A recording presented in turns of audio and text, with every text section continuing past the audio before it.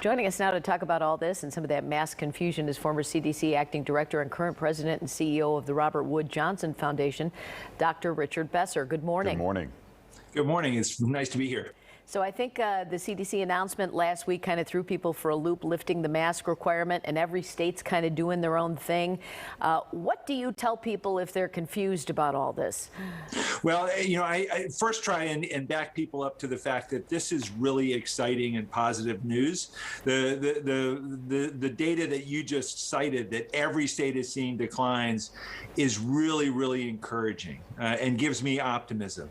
The fact that there's a lot of confusion around how to implement these new guidelines doesn't surprise me. It's pretty much the norm as you go through a state of transition. And as you look across our country, there's some states where people just don't like government to tell them what to do at all, and others where there's more acceptance of that. So we're seeing that play out in many different places.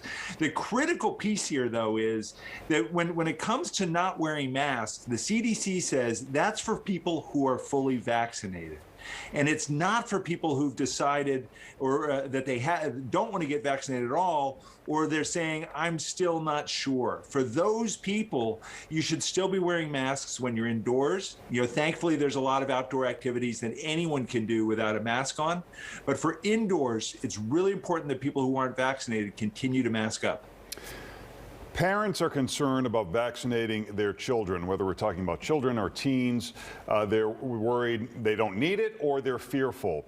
Do we have numbers on the odds of them getting complications of COVID versus side effects? Well, for that, it's pretty clear. The risk of serious side effects from the vaccines is just about nil. A lot of kids, just like adults, are going to get a sore arm, but that's something that you often get with any vaccine. The thing to recognize is that for children 12 and up, the vaccines are now available. And if you look at the impact of this pandemic and you just look at hospitalizations and deaths, it really underestimates the impact of COVID on children's lives.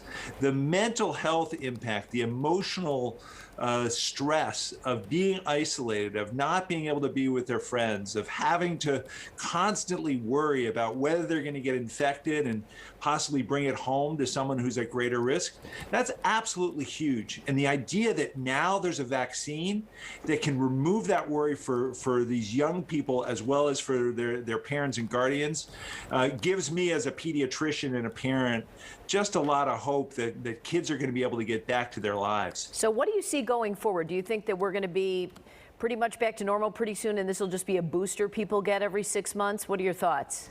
Well, it's still hard to say. There's no vaccines for children under 12. When you look at what's taking place around the globe in places like India, it gives me a lot of caution that there could be variants, there could be changes that put us back at a high-risk state. And so while the numbers are going down, they don't necessarily predict the future. But long-term, I do think what you're suggesting may be the case, where COVID is something that we live with, just like the flu, where we may get an annual shot. It's too soon to know for certain, but I expect we'll get there. But as parents are trying to make their decisions, there's a new website they can go to get answers. It's called getvaccineanswers.org.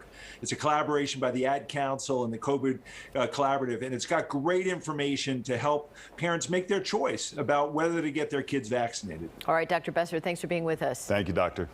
Thank you so much. Check the